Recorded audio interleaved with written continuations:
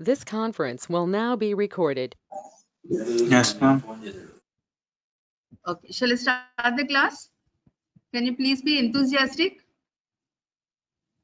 Hello, Yes, ma'am. Pavan? Okay. Yes, ma'am. I'm going to talk to you about RH alloimmunization today. Must have been taught earlier also, probably in clinics or somewhere. But it is a fascinating journey to know about this RH alloimmunization. Okay, can you all hear me? Can you all Yes, hear ma'am. me? Okay. Yes, ma'am. Yes, ma'am. Why so? Okay. Okay, this is a fascinating journey. How did it all began, and then how now it is come to a stage where we don't see much cases of RH alloimmunization. Now the incidence is only less than 1%. RH alloimmunization is less than 1% now. Okay, right? So originally it started with the story unfolded. Okay, in 1940 when the Landsteiner came up with this. See, there are about right now there are about 339 RBC antigens, and there are about 33 blood group systems. Blood group systems means what? ABO blood group system. Then we have RH blood group system. Previously, we used to call it as RH rhesus RH blood group system, which is now no longer being called rhesus. Okay, it is called CDE group system. Okay, so like that we have about 33 blood group systems, and then we have about 339 RBC antigens which we should worry about. So originally this rhesus or CDE system of blood group system was discovered by Landsteiner in 1940.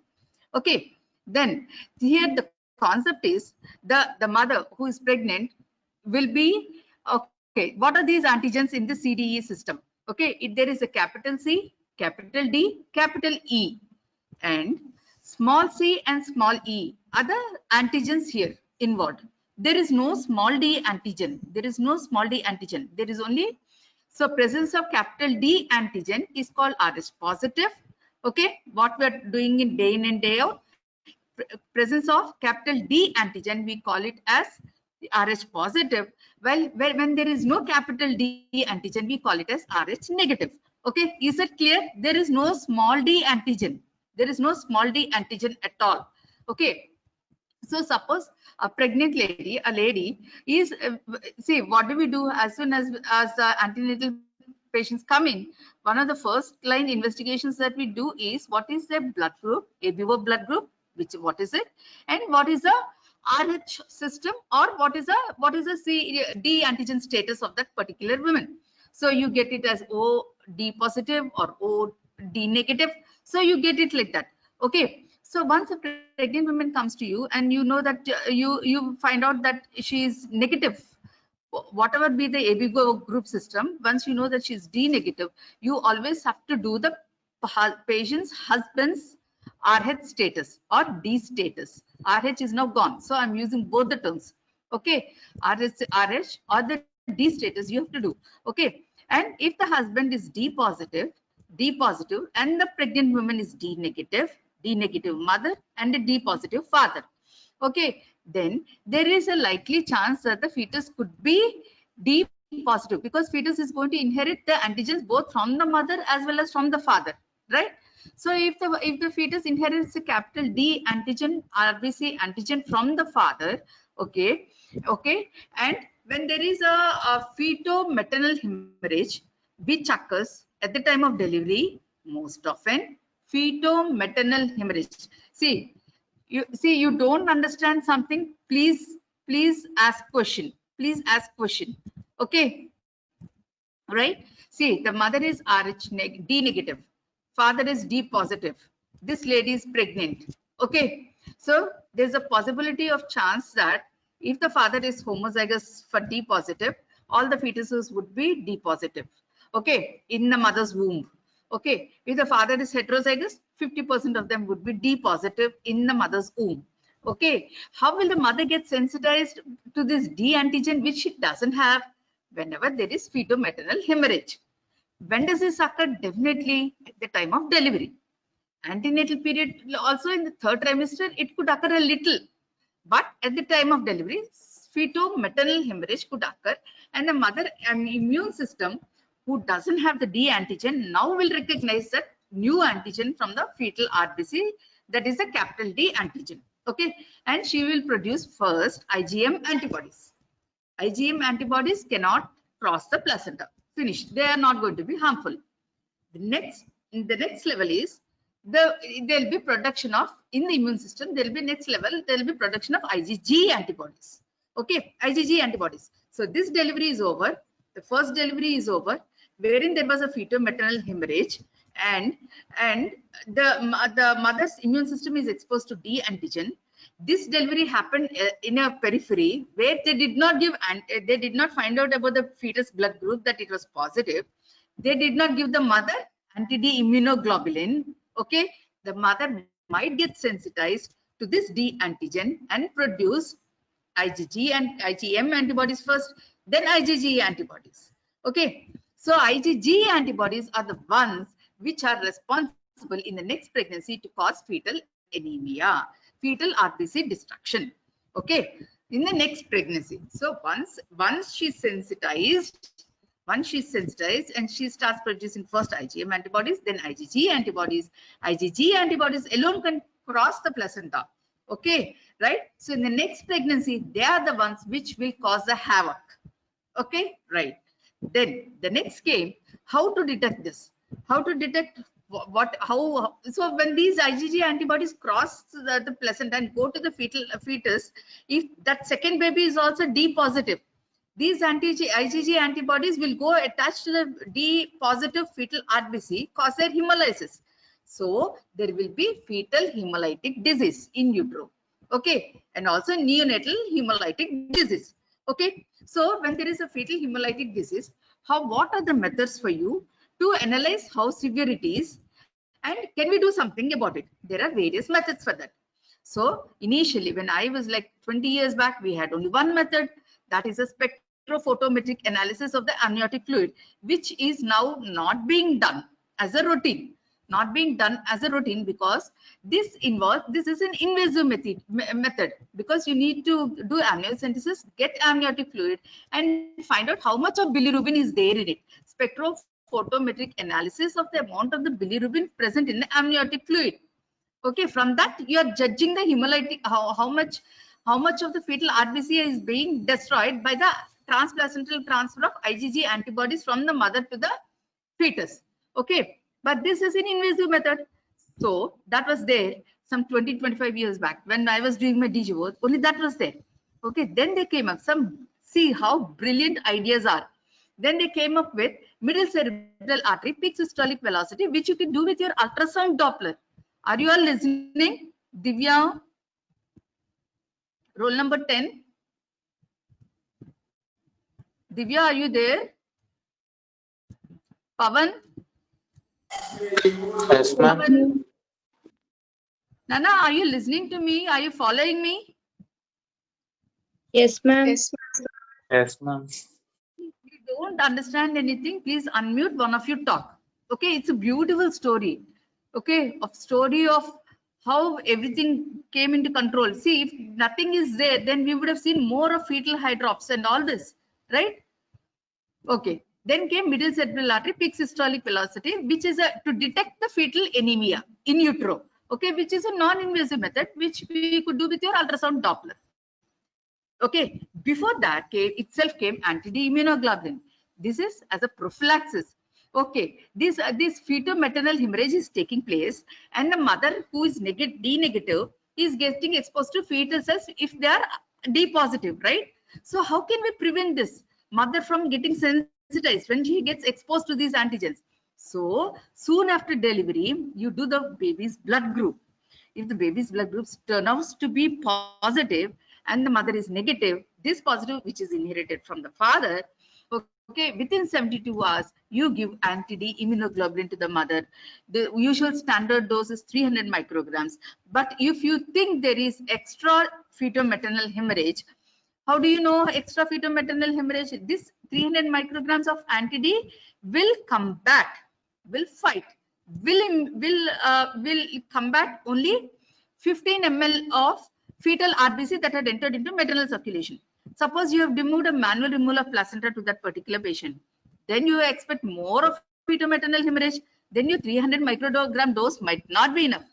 So how do you, there are two tests which help you to tell how much of fetal-maternal hemorrhage has occurred and how much of anti-D immunoglobulin do you give. Though we are not doing it as a routine, we are supposed to do it.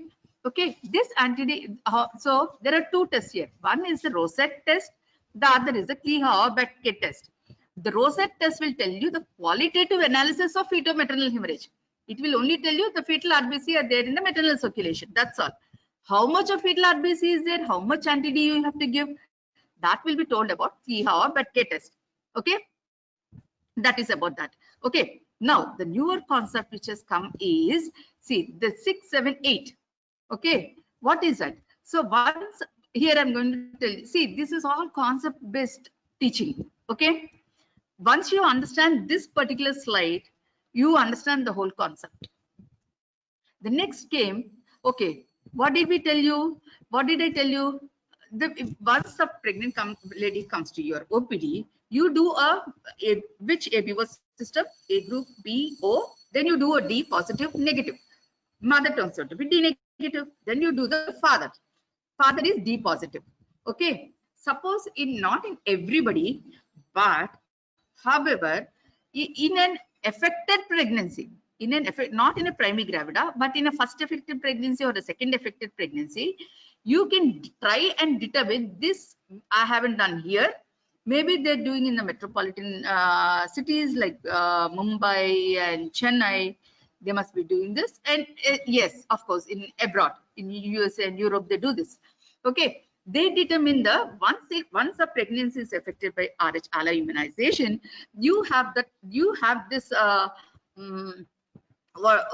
have an option of doing paternal zygosity. Paternal zygosity. If the father is heterozygous, then 50% of the fetuses are going to be D negative. Okay.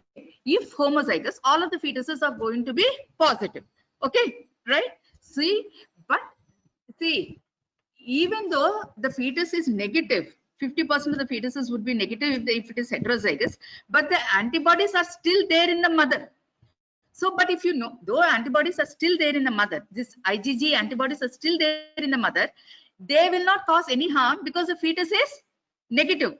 You might think, how can antibodies develop in the second pregnancy if the fetus is negative? That is what is called amnestic response. Amnestic response. Read about it in your microbiology. Okay, right? And so that is a DNA based analysis of the paternal zygosity. Then one more thing is, so once you know that the father is heterozygous, you know that the 50% of the fetuses are going to be negative. So how do you know about the fetal genotype, D genotype? You have two options. One is the PCR of the uncultured amniocytes by doing amniocytosis. You do an amniocytosis, get those amniocytes and find out the fetal D negative or positive. Okay, once you know that fetus is D negative, even if the mother is previous pregnancy is an affected pregnancy, you are sure that this fetus is not going to be affected because this fetus is negative because of the paternal heterozygosity. And instead of this PCR of uncultured amniocytes, now you have another thing, non-invasive thing, which is cell-free fetal DNA picked up from the maternal plasma. Okay, this you have to do amniocentesis. Again, this will cause a danger of Rh problems if the fetus is positive. So instead, you could do a cell-free fetal DNA from the maternal plasma. You pick up and then you determine the fetal D antigen status. If it is negative, even if it's a previously affected pregnancy, already an affected pregnancy, you don't need to worry.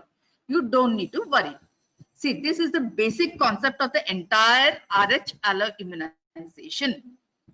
Okay, we'll move on with the next slides. Okay. See, so once the mother is Rh negative, okay, father is, okay, D negative mother, D positive father, some amount of fetal-maternal hemorrhage will occur at the time of delivery, definitely. Suppose our age-old grandmothers were there. That time there was no anti-D. They were delivering at home. Even some of them would be D negative and their husbands D positive. And you find out when they come to us for gynec problems, when you find out, oh my God, when you do the blood group, it turns out to be negative. Did you know you were negative in those times? Did they give you anti-D? She will tell, no, I have at home deliveries. All 5 children are normal. How is that possible? Okay, because the time of delivery, even if they don't take anti-D, the risk of sensitization is only 16%, 15 to 16%. Risk of sensitization is only 15 to 16%. Okay, there are varied causes for that. Ante, see, if the mother is D negative, father is D positive, the newborn is D positive, you did not give anti-D, but still not every one of them will get sensitized. How many of them will get sensitized? 15 to 16%. Okay, is that clear? Once they get sensitized, they produce IgM antibodies first, which do not cross the placenta. Then they produce IgG antibodies, which cross the placenta in the next pregnancy, and which in the next pregnancy would be affected with fetal hemolytic disease. These antibodies go destroy those D positive fetal cells if that fetus is D positive. Okay, so you do first blood group of the mother, then Rh D positive or not, D negative it turned out to be, do father's Rh type. If it is D positive, okay, then you have to look for unbound antibodies. Already if the mother has antibodies, you have to find out the unbound IgG antibodies if she has got by the test called indirect Coombs test. By the test called indirect Coombs test. Okay, if she is already sensitized by some prior blood transfusion, you do not know, or she's second gravida. Even in a primary you have to do, because she could be prior sensitized by blood transfusion also, you do not know. So you have to do an indirect Coombs test to know if she is already has been exposed to D antigen, though she is D negative, and she has started to produce antibodies. Okay, now coming to management. Okay, right? Rh negative non-immunized women, divide them into Rh negative immunized women. Immunized is already sensitized. Rh negative non-immunized is non-sensitized. Okay. Okay. So non-immunized women, that means indirect Coombs test is negative. Okay. She is negative. Husband is positive. Then you do an indirect Coombs test. Don't forget to do indirect Coombs test. It turns out to be negative. It turns out to be negative. Okay. So, okay. See, non-immunized women. So do the paternal factor. If the father is Rh negative, manage as any other normal pregnancy. Both are negative, no worries. No worries. Absolutely no worries. Both are negative, no worries. Okay. There are other 33 blood group systems, and there are other antigens also, but they cause less harm. So our class is mainly revolving around D antigen. We are talking about D antigen. So see, father need not always be positive. He could be negative. Lucky for both of them, lucky for the couple, manages a normal pregnancy. Father turns out to be positive. Then you do this antibody screening by indirect Coombs test first visit, and it turns out to be negative. It turns out to be negative. Repeat the test of indirect Coombs test at 28 weeks. Repeat the test at 28 weeks. Repeat the test at 28 weeks, indirect Coombs test. If it is negative, that means she is not yet sensitized. And there is some amount of risk of less than 2% sensitization occurring in the antenatal period, most often which occurs in the 3rd trimester. But the risk of sensitization is much more at the time of delivery when there is a large feto-maternal hemorrhage. Okay, large fetal cells entering into large number of quantity of fetal cells entering into maternal circulation. Okay, so repeat the antibiotic screening at 28 weeks. If negative, give anti-D at 28 weeks. Give at 28 weeks. At 28 weeks. Why are you giving at 28 weeks? To prevent the mother's getting sensitized in the 3rd trimester. In the 3rd trimester. Okay, right? And after delivery, if you test the baby's D antigen status. Baby is negative, no worries. Okay, no worries. If the baby is positive, then you have to repeat your anti-D. You have to repeat your anti-D. Okay, this should be offered to all pregnant women like this. Okay, now this if the antibody screening at 28 weeks is positive, then you manage as sensitized pregnancy. That is immunized pregnancy. So how do you manage the first immunized pregnancy? How do you manage the second immunized pregnancy? That is the concept. Okay, this is the first clinical scenario. Okay, going like this, both are negative partners, manages normal pregnancy, negative mother and a positive father, but antibody screening, she did not have any time. So give antibody at 28 weeks after repeating the ICT. Then after delivery, check the baby's D status. If positive, give again antibody to the mother.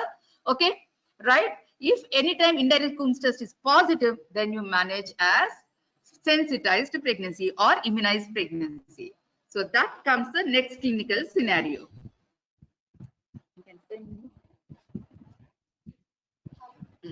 Okay, right? So as I told you,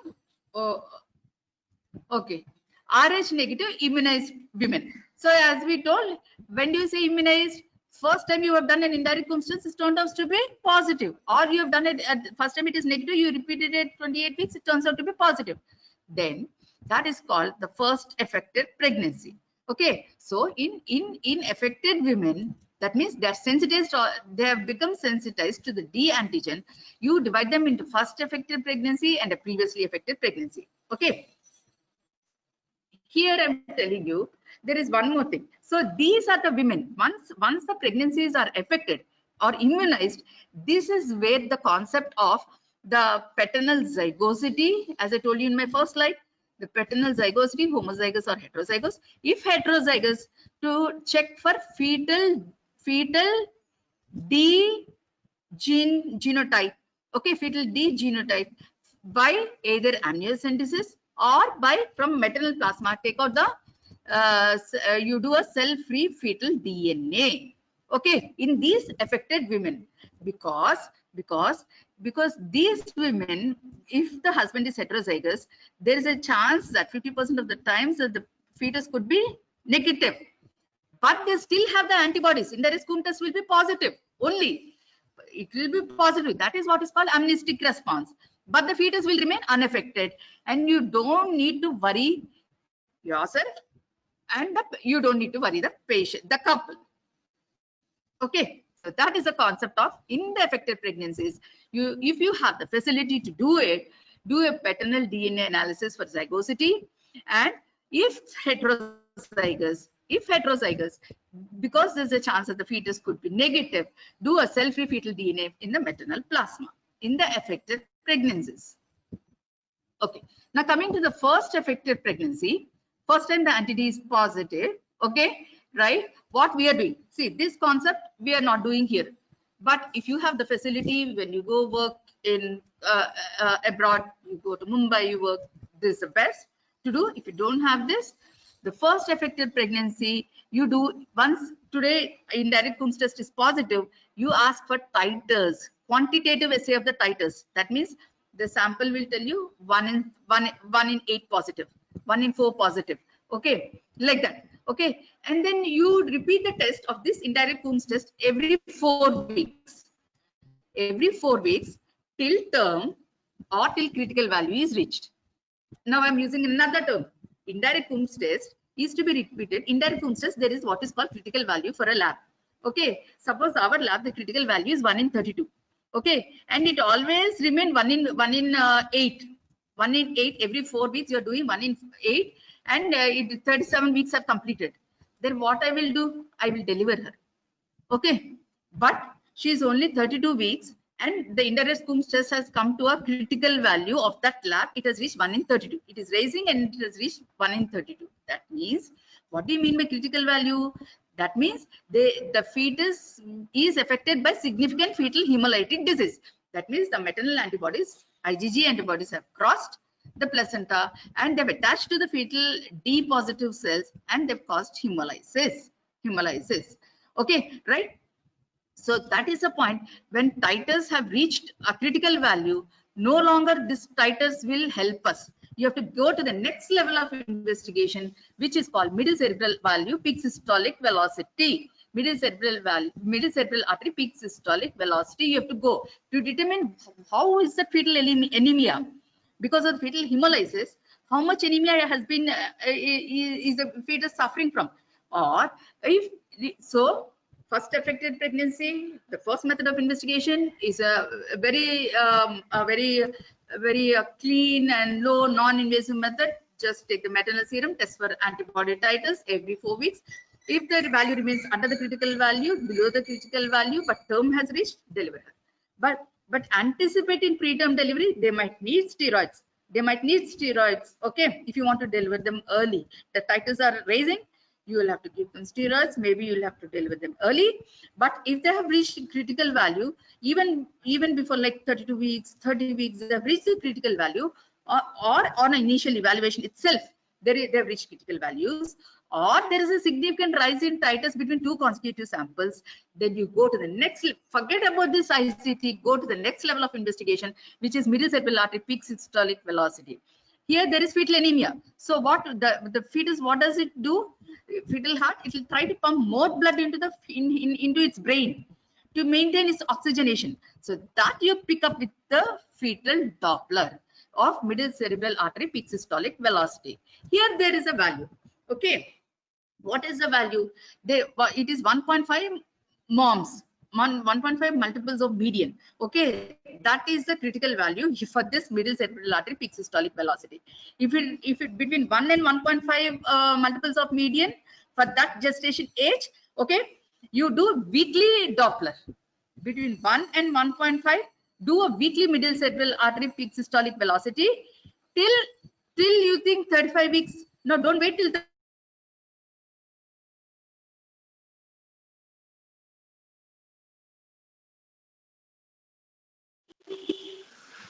Ma'am, we can't hear you, ma'am.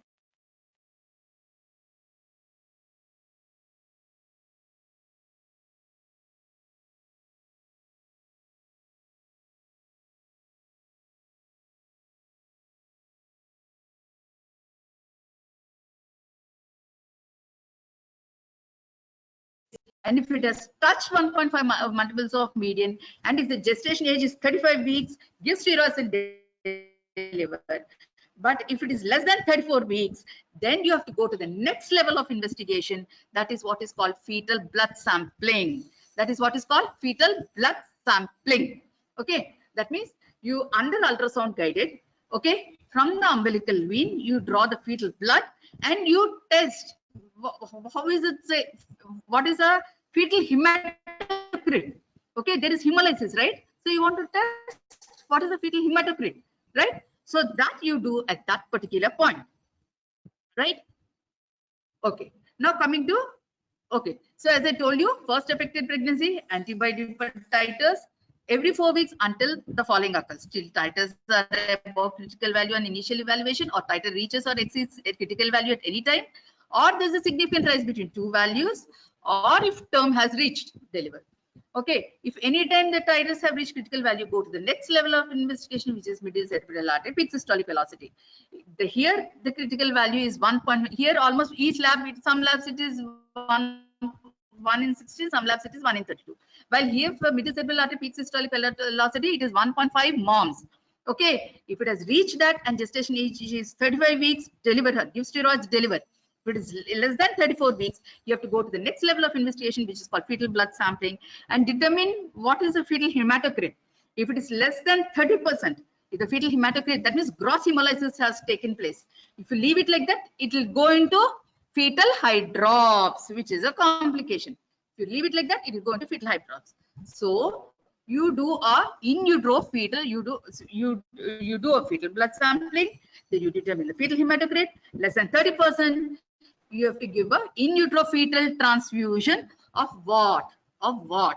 You have to give O group, D negative, O group, D negative, okay, packed to a hematocrit of 80%. You have to give, and it should be cytomegalovirus negative, okay, irradiated to prevent host graft reaction. So such in utero transfusion, I haven't seen in utero transfusion, but they do it in Chennai at Dr. Suresh's place.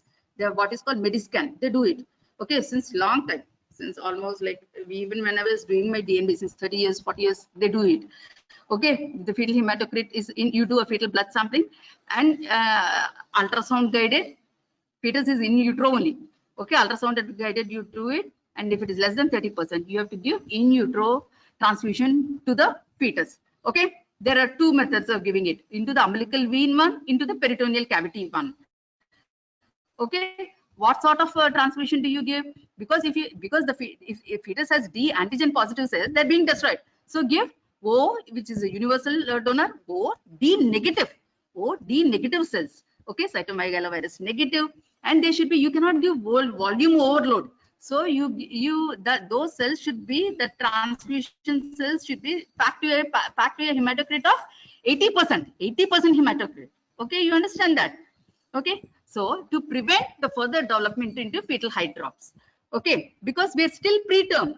Suppose it has reached 1.5, has reached it by 34 to 35 weeks, give steroids and deliver. So you're buying little more time to prevent the prematurity complications. Okay, this is about this. Now, coming to, there's a little difference between first affected pregnancy and the women in a previously affected pregnancy. That means she's gravid at 3. In her second pregnancy, she found out that she was ALA immunized. Her indirect Coombs test was positive, and then she remained till term. She remained under the critical value, and at term they delivered her, and she got a mildly affected baby. Finished. Now she's a third time she's pregnant, so she comes under the group women in previous affected pregnancy. Two things you have to remember here. One is, if you haven't done the paternal zygosity there, and if heterozygous fetal genotype there, if you have a chance here, do it here. Okay, that is one. 2, at which gestation age last time it was affected? Okay, so prior to that only you should start monitoring this pregnancy. 2. Third important point is here, indirect Coombs test has no role, has no role, has no role. Indirect Coombs test has no role, has no role, has no role. Okay, right? So here you hear women in previous affected pregnancy, that means affected in the second pregnancy, now she's affected, now she's in the third pregnancy. Then once affected, there is no role of prophylaxis also. You cannot give anti-D immunoglobulin also in the last pregnancy. So now what you do is, only unaffected pregnancies you can give anti-D titers, anti-D immunoglobulin. Now you cannot give. So you start monitoring the baby. Gestation age, you start prior to the gestation age, where at which time last pregnancy was affected. And here no role of antibody titers. You go directly with middle cerebral artery peak systolic velocity. You go directly with middle cerebral artery peak systolic velocity. Okay, as I told you, 1.5 moms is the criteria which you take. Okay, and if it is less than 34 weeks and it has reached 1.4 multiples of median with weekly Doppler, then you have to go for fetal blood sampling. That is what is called cortosynthesis. Further evaluation is by determining the need for transfusion. Why did I use this amniocentesis? This was earlier used. Now it is not being used. As I told you, spectrophotometric analysis of the bilirubin concentration. Spectrophotometric analysis of bilirubin concentration in the amniotic fluid. Okay, this role, when I was reading my reissue 30 years back, this had an important role. Now as we move on, this role has come down. They have only mentioning in books, even in Williams, the latest books, they don't even mention about this. They don't talk only about middle cerebral artery peak systolic velocity. Once it has reached 1.5 multiples of median, go for cortosynthesis, that is fetal blood sampling.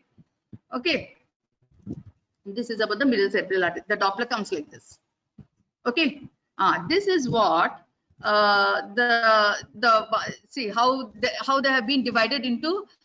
You put dots, and then you find out each time weekly Doppler or 2 weekly Doppler when you do, where does it fall? See, 1.5 multiples of median. So where does it fall? You have to judge. Okay. Now a small word about spectrophotometric analysis of amniotic fluid to determine the concentration of bilirubin. Originally, some old examiners who might ask you about this. Okay, Lilly's graph. They are called Lilly's graphs. Lilly's graphs came from 27 to 42 weeks. Then Queden modified it to start from 14 weeks. Okay, this will determine. There is a spectrophotometric analysis of the amniotic fluid. You do amniocentesis and you determine the bilirubin concentration. Okay, and that is how much of the bilirubin, that is what is called, how do you determine this spectrophotometric analysis? At 450 nanometers. Okay, so you call it as delta optical density at 450 nanometers. Okay, you just listen, and I mean, if somebody asks you a question, you should be able to tell. But actually, the role of this has come down. But some examiners who might come might ask you. That is why I'm telling you. Okay. See, this is what it is. See, this delta optical density at 375 three frequencies. Let me go back. Okay, at 4, you have to do it at 375, 450, and 525. Three values you have to do at three frequencies you have to do. Okay, normally bilirubin concentration at the three frequencies will come like this. Okay, it will come like this. Okay, 375, 450, and 525. But at 450, if there is bilirubin concentration and fetal hemolytic disease, the curve will go up like this. Okay, the difference between what it should be if there is no bilirubin or no hemolytic, no fetal hemolysis, and if it is there now, the difference between this is called what is called delta optical density at 450 nanometers. Okay, that delta optical density 450 nanometers is now plotted in these three zones: zone 1, zone 2, zone 3, to determine how severe it is. So these are the Lilly's graphs. Lilly's graphs originally came from 27 weeks to 42 weeks. Okay, so the severity increases as the zone increases. Okay, what is it that you are plotting in these zones?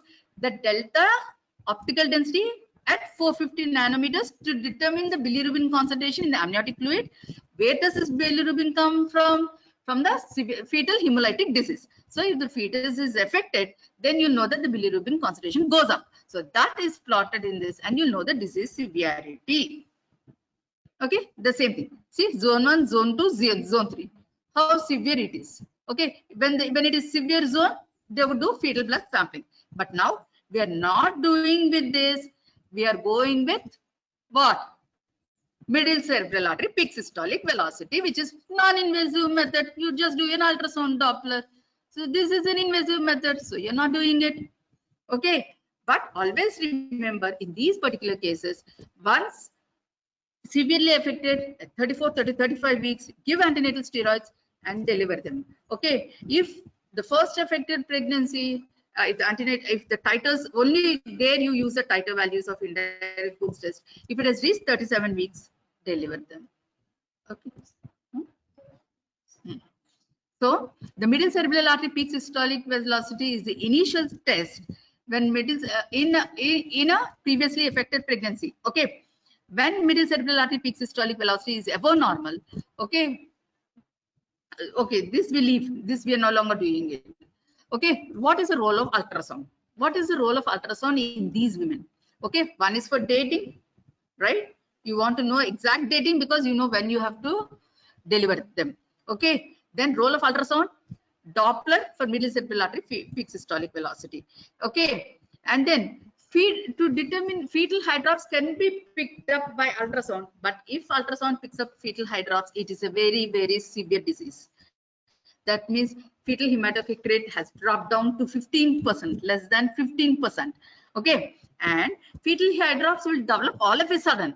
So ultrasound. So till now, I haven't told you anywhere that ultrasound comes first. It's the first line investigation. Till now, I haven't told, because role of ultrasound is for dating and for middle cerebral artery peak systolic velocity to pick up the Doppler analysis of the fetal anemia. But to determine the external, to determine for fetal hydrops, I haven't told you so far, because if fetal hydrops occurs, it occurs all of a sudden, and it is a severe disease. That means fetal hematocrit has dropped to less than 15%. But when do you have to do fetal transfusion, blood transfusion with the O negative cells? When the fetal hematocrit is less than 30% itself, and you don't want the fetus to go for fetal hydrops. Okay, fetal hydrops. That is all about this, right? Erythroblastosis fetalis. Okay, So this is all about it. You want to prevent it. Now we have come to a stage where we didn't know why some fetuses were developing hydroxyvitalysis and they were dying in utero, to a stage where we have come. We want to save every baby who is alloimmunized, and the alloimmunization has come down to less than 1% now. Less than 1%, because you have got the beautiful prophylaxis available, that is anti-D immunoglobulin, which you give to every Rh negative mother or a D negative mother once you know that the baby is D positive. Okay.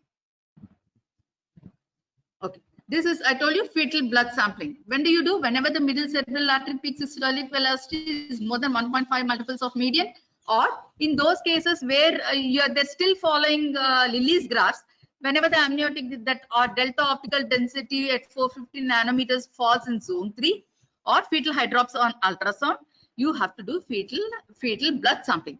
That means from the umbilical vein, you draw the fetal blood when the fetus is still in utero under ultrasound guidance. What do you determine here? Fetal hematocrit, fetal hemoglobin, direct Coombs test, fetal blood group, and RH. Okay, and in the same sitting, you could do intravascular transfusions can be done into the fetus. Okay, into the fetus if the hematocrit is less than 30%. Less than 30%. Okay, you have two types of transfusions that you could do in utero transfusions. One is directly into the umbilical vein, so intravascular transfusion. Suppose the disease occurs very early in the second trimester, then the umbilical vein will be very thin. Then you do a transfusion into the fetal peritoneal cavity. So this is a in utero transfusion. It is about this. For you people, we can see what type of transfusion do you give and how do you give and all that. Okay, so for UGs, I don't know for how much it is important, but you should know when you do it to treat fetal anemia.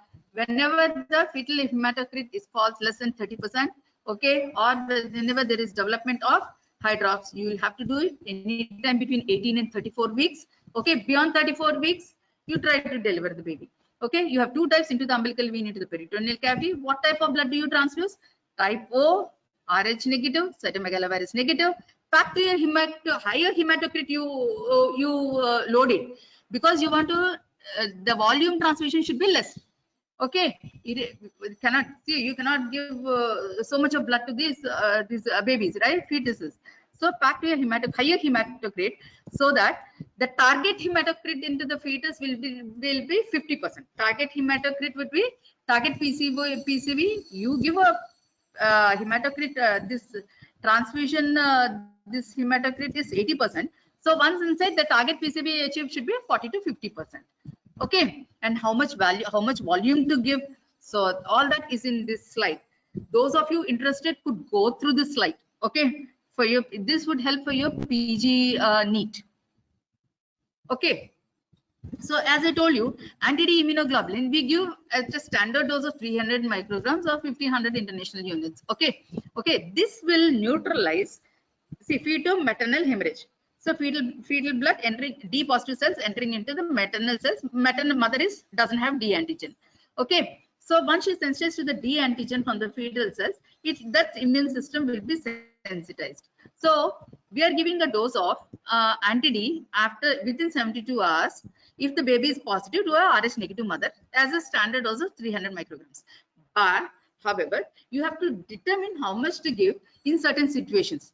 Okay, like Kleehauer Betke test, and these are the Rosette tests. Okay, these two tests will help you. This is a qualitative test and this is a quantitative test to determine if you have to give extra dose of anti-D immunoglobulin. Okay, and I have to tell you here something something else also.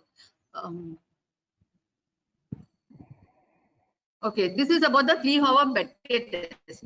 So what is it exactly? It is about the Kleehauer Betke test and about the large fetal maternal hemorrhage. See, the adult hemoglobin with acid, they become ghost cells. They become ghost cells. Well, fetal hemoglobin, fetal HbF, okay, fetal hemoglobin will be resistant to that. So there is a formula also for this. How to calculate? Not only this sentence, but there is a formula also to determine how much of fetal maternal hemorrhage has occurred. How much of fetal maternal hemorrhage has occurred and how much you have to give anti-D. So that is also there. Okay, that formula I did not mention here. This is about the large fetal maternal hemorrhage, where these are where the anti-D to be given is to be determined if in extra dose of anti-D immunoglobulin is to be determined. Okay, right?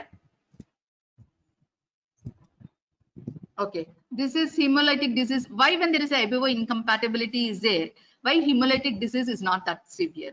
Okay, you can go through this slide. I do not want to confuse you with this. Okay, so to summarize, primary or unaffected pregnancy in ICT negative, prevention by anti-D immunoglobulin. First affected pregnancy, titers are more important. Okay, women with previously affected pregnancy, titer monitoring is not effective. Management of fetal anemia is by middle cerebral artery peak systolic velocity. Previously, we used to do it with amniocentesis and spectrophotometric analysis of the amniotic fluid bilirubin. That is now not being done. But if this middle cerebral artery peak systolic velocity has reached 1.5 multiples of median and the gestation age is still less than 34 weeks, then you have to do fetal blood sampling, or what is also called photosynthesis. And then you determine the fetal hematocrit. If it is less than 30%, you have to give intrauterine transfusion because fetus is anemic, right? So you have to give intrauterine transfusions to the fetus. Okay, but you cannot give positive cells, though the fetus is D positive. So you give here O negative cells, O negative transfusions you have to give. Okay, O negative transfusions you have to give back to a higher hematocrit of 80% with a target hematocrit of 50%. Okay, these are some of the interesting facts which I've added. Okay, you can go through this, right? Any questions? Ma'am, Yeah. ma'am, Yes. MCV as middle cerebral artery peak systolic velocity indicates the amount of blood loss, ma'am, in the fetus. No, blood loss. See what is happening here. Fetal RBC is being destroyed. So fetus goes into anemia, right? It is fetal hemolytic disease. RBC are destroyed because these RBC are D positive and the antibodies are coming against these.